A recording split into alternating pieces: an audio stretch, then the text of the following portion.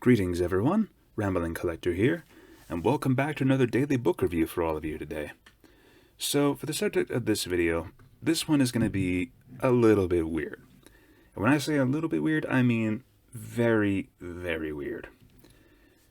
For today, the subject of this video, we're going to be talking about the first volume of Mirka Andolfo's Sweet Paprika, done by Image Comics.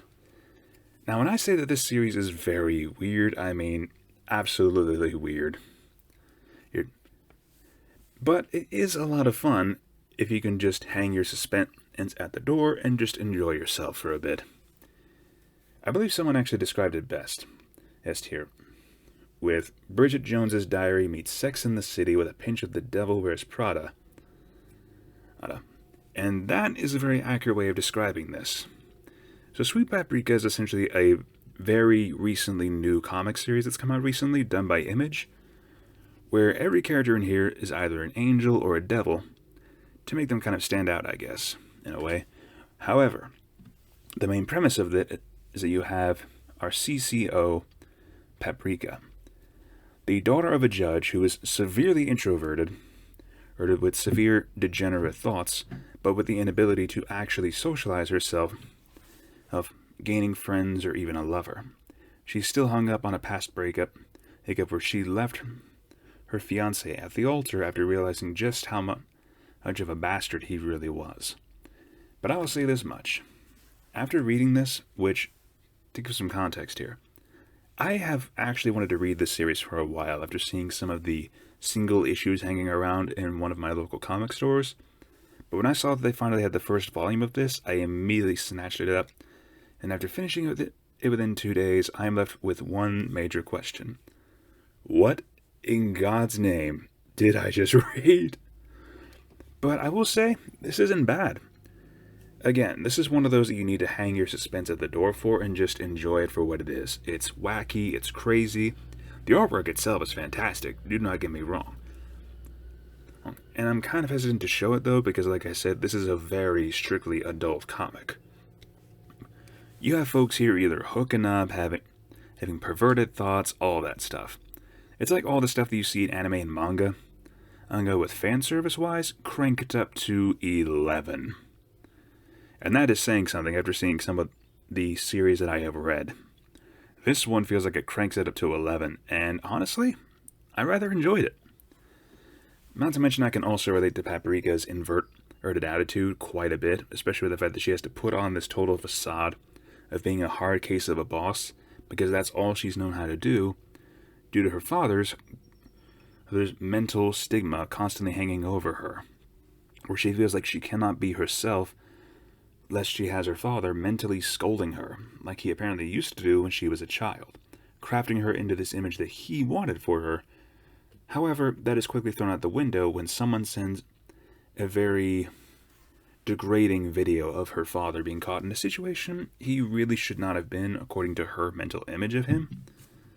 But in doing so, this shatters her perceptions and really makes her start to think, maybe I should start living for myself for a change. Maybe for once I need to actually be who I want to be instead of what my father wants me to be. And honestly, I was left rooting for her because of that. And she at one point wants to meet up with a handsome CEO known as Zatar. She wants to possibly form a relationship with him and settle down, raise a family. Pretty much any normal person's dream at some point.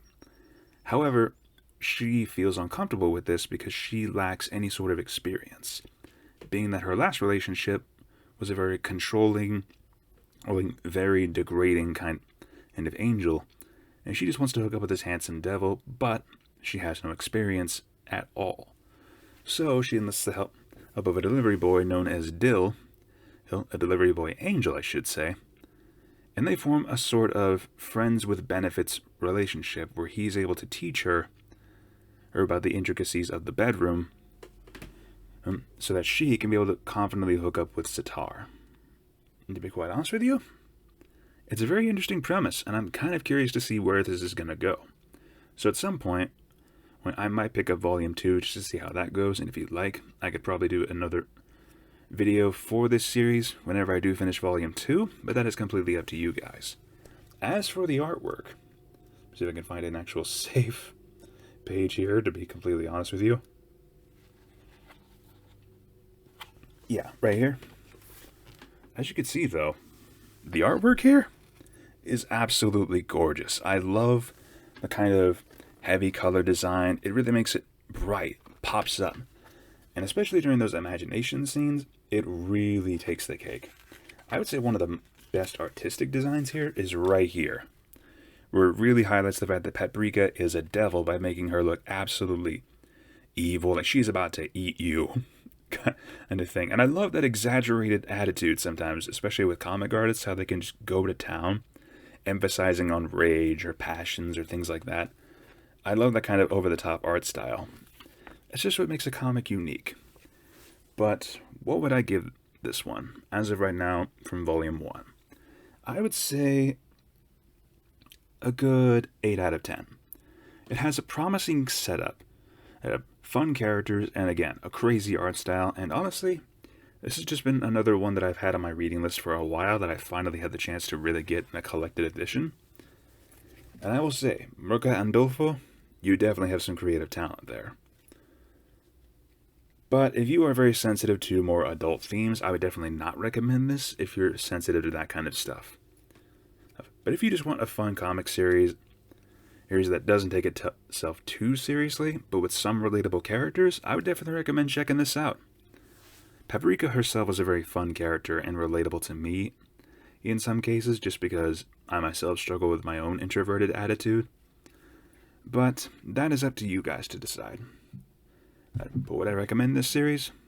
Absolutely, if you can tolerate it. And that is all I really have to say for this one. There's not really much I can say, with it just being the first few issues. I might return to this later on at some point, but for now, that's all I have to say about Sweet Paprika. It's fun, it's wacky, it's insane. Go check it out if you want a fun comic to check out. With that being said, I hope you all enjoyed this little short comic video.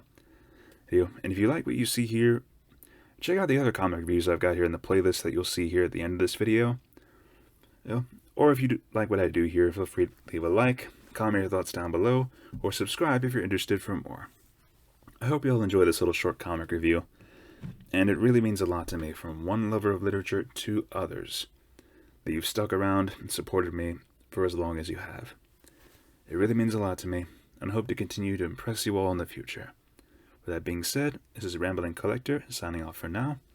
Have a great day, fellow readers, and I will see you all in the next book review.